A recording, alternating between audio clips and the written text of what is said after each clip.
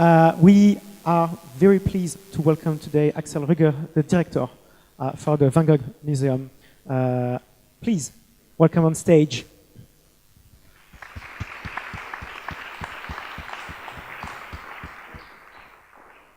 Welcome in Bucharest. Thank you very much. And I realized, the first thing I realized, I walked into the room, that I'm horribly overdressed. So clearly I'm not at home at techie, cool conferences. So next time I'll lose the tie. Thank you for inviting me. It's a great pleasure to be and to talk about something that does officially not even exist yet, because in fact the launch is only going to happen next week. So everything I'm telling you is my expectation, are my dreams about it, and I do hope that eventually they will prove to be true. Which is, we're launching as the Van Gogh Museum a whole new enterprise, and that is called the Meet Vincent Van Gogh Experience. And obviously I will tell you a lot more about it. The one thing that I want to point out immediately with the opening slide is that you will notice it is called it says nowhere in the official title, Meet Vincent Van Gogh, Experience a Journey Through His Life. That's not unimportant. It's, and I'll come back to that. And then it only says in small letters, created by the Van Gogh Museum. It is not the Van Gogh Museum experience, it is a Van Gogh experience. And I'll come back and explain to you in a minute why that is really important. So it has its own identity, it has its own logo, it has its own typeface. So in some sense, it's also sort of removed from the experience. Let me tell you a bit more about why we're doing it. The thing about that we sort of deal with every day is the fact that Vincent van Gogh, like it or hate it, is sort of a global superstar by now. He is possibly one of the, if not the most famous artist on the planet. We can have a big discussion about that afterwards. And so the interest in the artist, in his life, knowledge about him is enormous. It's global, it hits us from all sides of the world, and it is not just the interest in directly in his art and the sort of factual art historical knowledge about it, but it is also a lot of sort of emotional content around Vincent van Gogh. If I had a dime for every time someone walked up to me whenever I'm traveling anywhere in the world and tells me a personal story about what connects them to Vincent van Gogh, which painting their parents had as a poster above the sofa, when they proposed to their wives in our museum, the first time they visited the museum, you know, on and on and on it goes. And if I had a dime for every time, I could have retired already, comfortably. So that means that the museum is also experiencing enormous pressure from the outside. We are inundated with loan requests, we are inundated with sort of requests for information. People, you know, want works from the collection, want entire exhibitions from us, anywhere in the world, ranging from Europe to Asia to South America, really absolutely anywhere. And then given the fact that our collection is relatively small in terms of works by Vincent van Gogh, because in a sense, who cares about the rest? Works by Vincent van Gogh, we have 200 of his paintings, of which, of course, you know, only about 30 are real iconic works. The rest are sort of, you know, nice to have. Then we have 500 drawings and almost all the letters by Vincent van Gogh. So it is it's a relatively small collection. If you have to travel that around the world all the time, it's a huge challenge. And of course, you know, our audience coming to Amsterdam, and our museum having almost 2 million visitors, they do expect to see, of course, many of the iconic works also in our museum and not traveling all the time. So, and then, of course, to all of you, I don't need to emphasize that the enormous travel, the lending of the collection is also a huge pressure and enormous stress for the works of art. And of course, our core reason for existing is to preserve our collections and to hand them on to the next generation as unharmed as possible. So anytime you send a work out traveling, of course, you expose it to extra risk.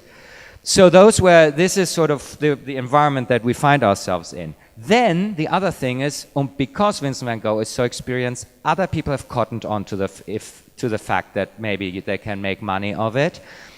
So there is already a Van Gogh experience traveling around the world, which annoys me to bits. It's called Van Gogh Alive. And what it is, it's essentially a set of large spaces, of large rooms with just enormous projections of his works, with some music, sort of in that sense a sensory experience, but with very little content. And I try to say this as neutrally as I possibly can, but it's not necessarily underpinned with a lot of sort of knowledge and information about the artist, about his life. So they have been ahead of us, and we feel, though, that we as the museum, as the center of knowledge, of expertise on Vincent van Gogh, should also be the ones who put something out like that. And then, of course, there's also a strategic goal for the museum. We, as a museum, we rely for 85% on our own income that we generate ourselves.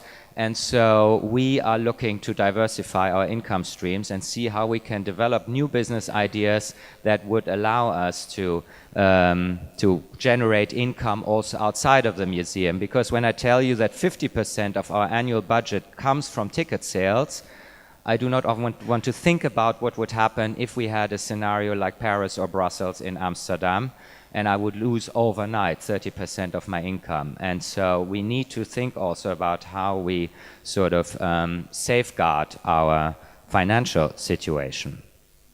So that is what motivated us to try to think in different terms and go into this direction.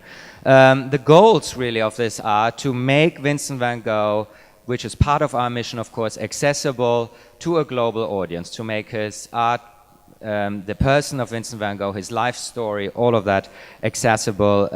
And so the emphasis and the experience also is a very strong educational one.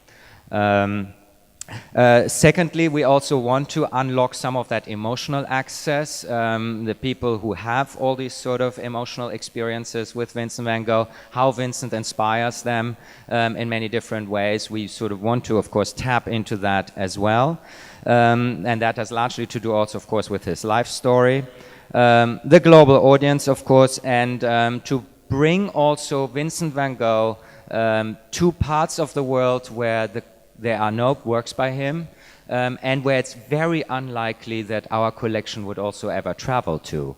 There are places in China that none of you, I swear to you, have ever heard of, but there are about 8 million people living, in cities that you have never heard of. And it's sort of unlikely that our collection will ever travel to Qingchong in China. So we also would want to find another way to share, as it were, the heritage of Vincent van Gogh with those parts of the world. And then, of course, ultimately it is also the goal to connect the audience then back, that we reach through the experience, also to connect that back to the museum, and the challenges attached to that, I'll come to that in a minute. So in short, this is how the sort of blurb talks about it. Meet Vincent van Gogh is a temporary, traveling, non-location specific, multi-dimensional event that invites visitors into the world of Vincent van Gogh, combining elements and also some replicas of Vincent's life and work and the times he lives in. And what is important, of course, the fact that it's traveling, non-location specific and multi-dimensional, or you can also say multi-sensory, multimedial, and I'll come to that. It is made for families, so any audiences between 5 and 95 can go to it. It's very specifically made for a wide audience. And what I must say, it is not pretending to be a museum. We've been very, very clear about that. There are sort of exhibitions, I want to call them nowadays, traveling around the world with the sort of ever-growing quality of reproductions and replicas of work of art. You find more and more enterprises that actually organize exhibitions with replicas. And this is a very different setup. It is not, when you walk in, you will not see framed reproductions sort of on the wall. But we have deliberately chosen for a different approach. And that's also why it's called the Van Gogh experience and not the Van Gogh museum experience, because we did want to, at any cost, avoid that kind of confusion. And if you ask me about the critical difference in one sentence, I would say the Van Gogh Museum is about the art and life of Vincent van Gogh, whereas the experience is about the life and art of Vincent van Gogh. It's a subtle difference, but for us it's a crucial difference, because really the experience takes you through the life journey, of course, that Vincent van Gogh had. So, this is a sort of quick overview of when it was still in the design phase. As I mentioned to you, it's sort of an experience that takes you through several physical spaces. It's 7 zones, as it were. They address then different, in chronological order, and then addressing different aspects of Van Gogh's work. It's built, it's scalable, so the idea is that it can be put up in any kind of building, be it a sort of convention center, it could even be an event space in, let's say, a shopping mall. So it is a non-museum environment. It's an environment that does not have to have the very strict climate conditions that a museum would have. The only thing is it needs to be a venue that can handle, obviously, audiences, that can receive them, that can do the ticketing, that can do the code check and all of that, and that in reasonably large quantities. So in it's scalable, we say between 750 and 1,500 square meters. 750 is really on the small side, so we think it's more like between 1,000 and 1,500 square meters. And all these modules are flexible so that they can be adapted to any given spaces that the thing will be built in. You start here in this, and I'll show it to you in a minute in a bit more detail. This space, and it's a pulsed entry. So much like also you sometimes find in attractions and theme parks, you go in with a group of about 15 people at any given moment, and then you have an introductory moment, and then you move on into the rest of the experience where you can stay as long as you want, and then the next group comes in here. Because we wanted people not to trickle in, but we wanted a very clear and defined start of, after all, the experience, because we take you on a journey. And then you move through these spaces. These are 2 zones in here, and then through this, and then towards the end. So the quick journey, you enter into this space, which is indeed, especially that what also the Van Gogh Alive experience does, namely just one space with big projections of one of Van Gogh's last paintings. And of course, those of you who are familiar with the story, he commits suicide at the tender age of 37 in a wheat field outside of Auvers-sur-Oise. And we start actually with a gunshot, because he shot himself in the chest. And then you get a voiceover introducing him to the fact that he had killed himself, that he had become famous, and then actually invites you to experience how it got to that point. And sort of it's with a sound scape, and of course then film overlapping also the picture. And then you enter into the experience, and this is the conceptual drawings. These walls, of course, are all sort of flexible. And the first space is a shared space for the time when Van Gogh starts out as an artist in the Netherlands, and then his move to Paris, where he was really exposed to modern art, and the space then changes in character. And it's sort of a bit difficult to see here, but here you have then large blow-ups, you have projections, and then we have built also in the space a sort of cafe interior, which half of it is a Dutch cafe and half of it is a French cafe. And on the tables there are sort of props, half-empty coffee cups. Under the tables have a glass surface. Underneath you will find replicas of his letters. You will find banknotes from that time, coins, stamps, all sorts of things that will take you also into the environment. The whole thing is then overlaid also with sound, with a soundscape of either the Netherlands or in Paris at the time. And you're being taken around with a multimedia, with an audio tour that has automatic trigger points.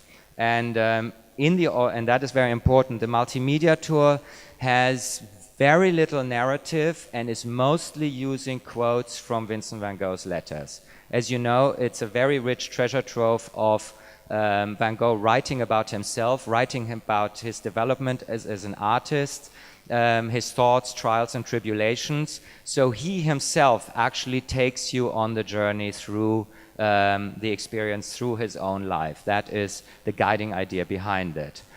This is how it then turns into the Parisian cafe. And then we get to the south of France. And one of the biggest challenges in building the whole thing was to have this big hay bale that you're also supposed to be able to climb onto and sit on, because of course it needs to be super sturdy if several thousand people go through this every day, and it needs to be non-flammable and so forth. So it took us a while to find a company who could make these kinds of things. And there's a brilliant company in Amsterdam called Fiction Factory, and they can make literally anything you want. If you say, I want this table exactly how it is, with the papers on it, these bottles of water, the microphones, they make it for you. And they make it also in a way that it's indestructible and fit for a purpose like this. So that's pretty great. We also have a sort of 4-meter sort of reconstruction, if you like, of the Yellow House where Vincent used to live, where, of course, the drama with Gauguin happened, the nervous breakdown, which will be then symbolized by this sort of diorama.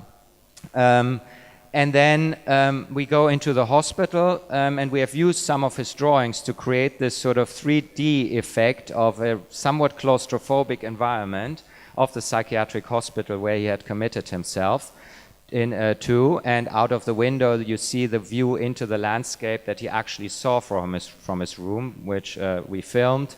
Lots of the filming also for the experience has taken place in all the original venues. And then you go around, and then of course the end, of course, is the suicide. So you end on a real downer. And that, of course, was also for us to think about, well, and then what? You know, getting everyone depressed towards the end and let them leave is maybe not the right idea. So then what we did is the last section is called Success, and it's about the posthumous success that, of course, Van Gogh, how he became this global superstar. And here we have spliced together on 2 large screens an impression of someone painting, with overlaid with words by Vincent, where he talks about how he is somewhat desperate, is not making it as an artist, and is becoming sort of increasingly frustrated. And that is spliced together with one of the very recent auctions, where it just goes 55 million, 60 million, 61 million, and it goes back and forth between those 2 sort of extreme poles. And then if you are really interested further on, we have this sort of, if you like, wall of fame of about 600 of Van Gogh's paintings with sort of large displays here in front, where you then can select any of these works and look at them and get more information on them on these terminals if you want that. So that is a quick walkthrough through the how the experience is supposed to work. We have had it built once already in the Netherlands. We did a test setup with also a test audience. Obviously, it looks different in reality than it does in the sort of technical drawings. What's important also to note is that we have, other than you passively just consuming information, it is multisensory in a sense also that we have people touch things, feel things, that you can do things. There will be drawing materials. You can draw from pictures that we have put up, or through a perspective frame that Van Gogh used. There are drawing tables here in front. We have a huge blow-up of a picture where you can sort of also feel the surface texture of Van Gogh's paintings. So in that sense, it is also for all ages, and the idea that you really engage with what you see. And of course, we know already now one of the hits is going to be that you can lie in Van Gogh's bed in the bedroom. I wonder how much this will withstand the wear and tear once on any given day 5 to 10,000 Chinese people have sort of sat and lain in the bed. But we'll see about that. It's obviously closely monitored. But now to just round it up, some of the facts and figures and the idea how it's supposed to work. The business case was based on that we would build 3 sets where they would travel simultaneously through the world. Of course, this is all part of a world that is completely alien to us as museums, but is a world that very much exists. It started all out about 30 years ago with the King Tut experience that has been traveling the world ever since. There's, of course, the Titanic experience. There is Star Wars, Pixar Studios, Body Worlds, Lego art, and many, many more. There's the Leonardo with his machines experience also that I just saw in Venice.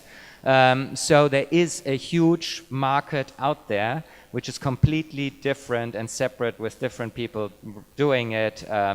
And that is, of course, what we are tapping into. So 3 sets traveling around the world. As it happens, we have now found a Chinese partner who has booked 2 of them to travel for 5 years just through China. And the deal was just too good to say no to. So 2 sets, and the first one, as I said, is going to be launched next week, as it were a week of tomorrow in Beijing. So it's really coming down to the crunch now for us. So now the idea is to build a 3rd set that we would then offer to other places, and there's interest from Korea, Taiwan, Australia, Singapore, and various others, but they are all holding off now until they've seen it obviously in Beijing before they sign on the dotted line. And then we are doing this as a joint venture with a Dutch company that is experienced in the experience world, as it were, and knows the players, knows the potential venues. So they also help us with the sales. And they are co-investors. So it's also in terms of the commercial thing, we have spent several million euros making it all. And of course that needs to be recovered, but we are both have a share in this enterprise because it is, and let me be perfectly clear about it, yes, it's educational, but it's also really commercial. It absolutely has to be, and that's also why there is a retail component. How could it be otherwise at the end, where we are hoping for a sort of 15% conversion and an average spend of 10 euros per visitor, which for China is an ambitious goal, so we'll see whether we can achieve that. So, just to conclude with some of the challenges and some of the things we do not know quite yet. One is, how many sets do we need? Because it happens that we already have parties who say, oh, but maybe we want it sort of on a semi-permanent basis. That is to say, there are venues, especially holiday destinations, and they are springing up like mushrooms all over Asia, where all the Chinese and other Asian people travel within their own region, and they are all desperately looking for content. They need stuff for people to do when they're there.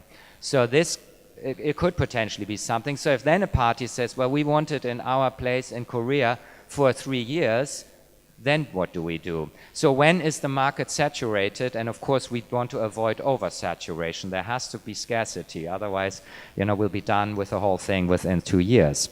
Then the other big challenge is, how do we link it back to the museum? As I said, it has its own life. In China, everything will have to be in Chinese. But how and what is the idea? Do we only want to direct traffic to our digital activities or the museum? Or is it also our goal to persuade people to come see the originals and the actual works of art in our museum? And how do you connect the two? So we're working on that. It also has consequences for us, because if you want to do that, all of a sudden, yes, you have to translate your own website then into Chinese. That's one thing. But that's, of course, not enough. The Chinese operate in a totally different social media environment. They don't use Facebook because they have Haybale. They don't use WhatsApp because they have WeChat. And, of course, then you have to communicate with them in Chinese. So the expected consequence is going to be that we will have to hire a Chinese staff member for our own social media department in order to service that market. And then, of course, if we want to go to Korea, what do we do then? So, there are sort of consequences that sort of emerge for us. And it's also a challenge for us, I'll be perfectly honest about it, to find the right partners. Because in many of these countries, we don't really oversee the playing field. It's very difficult to gauge who are the professional partners who know what they're doing. We tell them it's the Van Gogh effect. It could be that all of a sudden on day one you have 10,000 people queuing up outside. Can you handle that? And they go, oh yeah, sure, whatever, easy. But we have seen more parties than I can tell you who have been somewhat surprised by the Van Gogh effect. So, that is also something that keeps us awake at night. And then, of course, the whole issue also of the maintenance, the wear and tear, because if you have literally 5,000 to 10,000 people tearing through it on a daily basis, if it goes that far, then it is also a challenge to maintain that. So those are some of the challenges. So here it says it's coming soon, 15th of June in Beijing, with also a big press launch that we have to sort of manage from our end also. And then hopefully, based on that, we will have future sales. And when you leave the experience, I leave you that you will have met Vincent Van Gogh. Thank you very much.